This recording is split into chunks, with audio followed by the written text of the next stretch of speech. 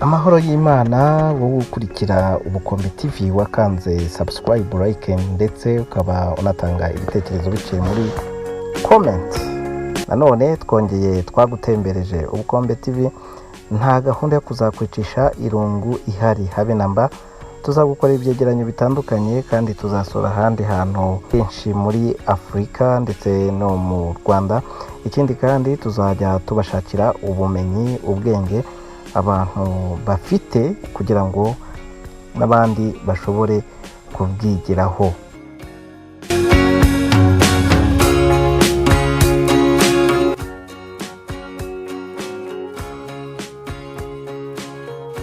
Uyu munsi Ubukombe TV yasuye ahitwa Meserani Snake Park.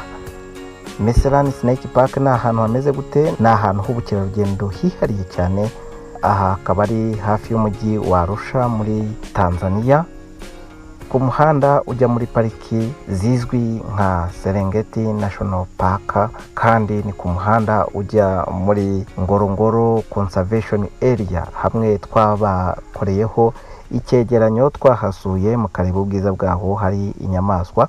Ariko na Serengeti ni park nziza nini irimo ibikoko bitandukanye ushobora kubonera rimwe ukaba wahanezererwa. Aha hantu rero muri Meserani Snake Park ni ahantu hazwi cyane kubera kubika no kwigisha ku nzoka zitandukanye, zirimo izifite ubumara bukomeye nka Cobra, Black Mamba. Yego, aho ngaho abashyitsi bahabwa ibisobanuro byimbitse, abahasuye bahabwa ibisobanuro byimbitse ku mibereho yazo, uko zifata umuhigo, bakabigisha nuko umuntu yakwitwara igihe ahuye nazo. Uretse inzoka hari n'izindi nyamaswa nk'ingona, ibikururuka, ibyo bita reptiles, bikomeza gutuma uru rugendo ruba rwuzuye ubumenyi n'ubwiza bwa natire. Ikindi gituma Meserani Snake Park ibidasanzwe nuko ifite igice cy'umuco w'Abamasayi, aho abashyitsi bashobora kumenya imico n'imibereho yabo ya buri munsi. Harimo imbyino, imyambarire n'uburyo bwo kubaho mu buzima bwabo bwa buri munsi, uko baragiraga, mu bwoko bw'amatungo borora n'ibindi nk'indogobe, ingamiya n'ibindi byinshi.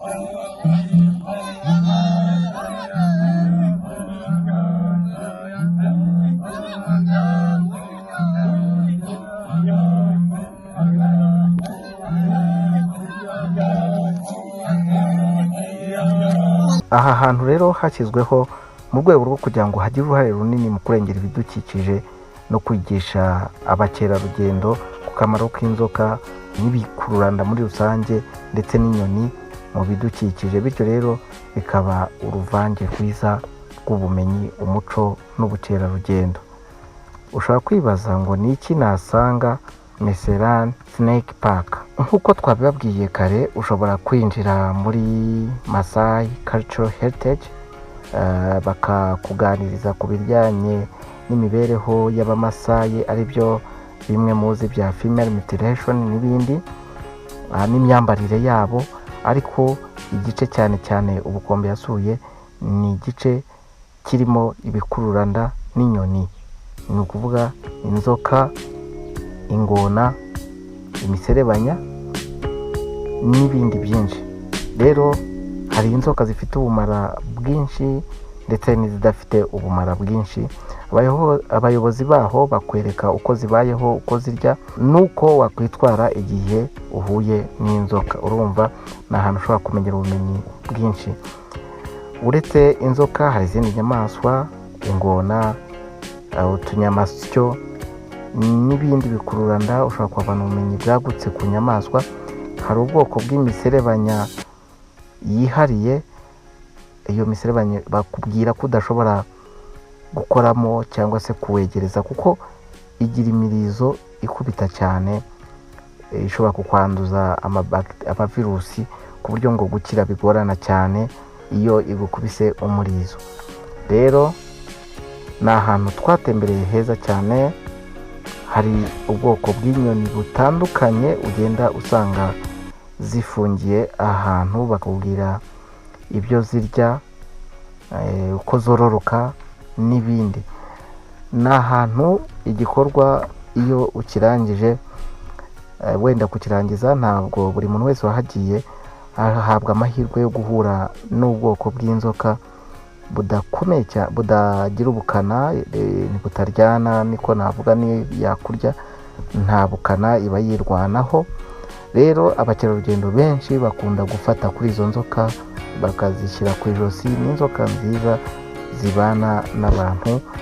nawe ushobora kuzajyayo ukishimira kuba wasuye iyi pariki yitwa Meserani Snake Park. Urumva ni umuhanda umwe rero ushobora kujyamo, ukashobora guca kuri Meserani Snake Park no kuri Masai Cultural Heritage, ugakomeza ukaba wagera Ngorongoro Conservation Area.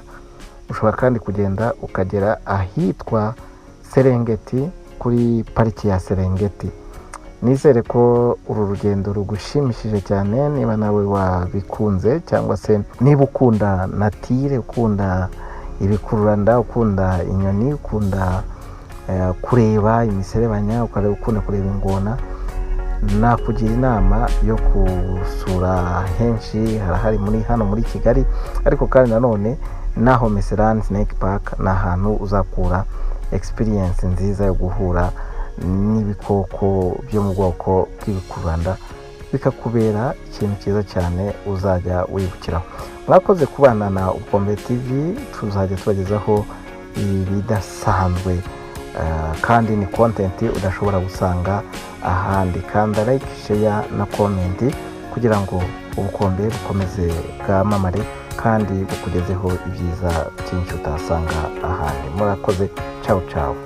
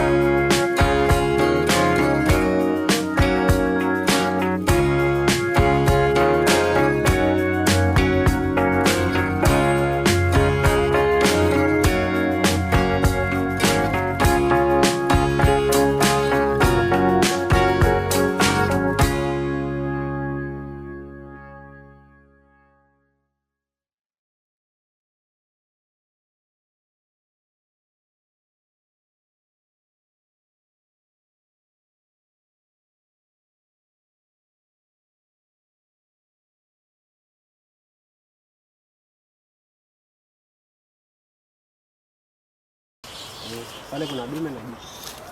Wewe mkubwa zaidi ndio dume. Miaka ulijuaje? Waliletwa maziwa akiwa dogo hapo hivyo wasema. Kumbe kwa nini huyu amefungua mdomo? Ni cooling mechanism. Ilipooza tu mwili wake. Wow. Bwana afya. Sababu ya kutana na mzoga anakula kuanzia nyama mpaka mifupa. Safisha kila kitu. Mzoga nini? Mzoga ni kama mnyama aliyekufa. Paka na maisha. Paka mifupa. Na mifupa. Viongo wake ni kali sana, mbaya naweza kurejesha mifupa. Wana make for life. Wana make wana make highest flying.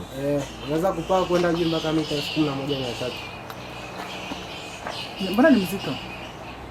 Hii nini yako ina nguvu? Hayo mabaya yake yako strong sana. Huyu pia ni scavenger, naye anakula mizoga.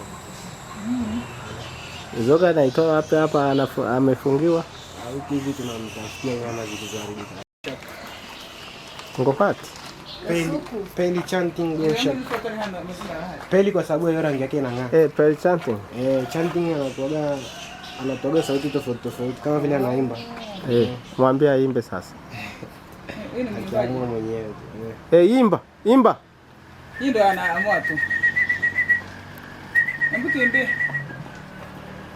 Kwa kike akiwa. Huyo ni dume. Hii ni dume. Kwa Kiswahili wanaitwa kipanga. Kipanga kwa sababu anakuwa ana speed sana kupita speed. Wapo hapa Tanzania. Unaweza ukawa ukiwa unakwenda porini ukamkuta. Utakutana. Hakuna ndege na vifaranga vya kuku na wadudu. Kwa sababu nywele zake hapo kichwani zilipoanzia kama vile amevaa ile masota ya hudu. Na hiyo ndo species ndogo zaidi ya vulture. Hawa wanaweza kuishi hadi miaka 200. Yule mkubwa pale ana miaka 75 sasa. Ni wakorofi. Sio wakorofi. Huyo anakula majani, mboga na matunda. Yaani naweza kugusa. Mimi sitaki lakini unaweza kumshika kabisa na shida.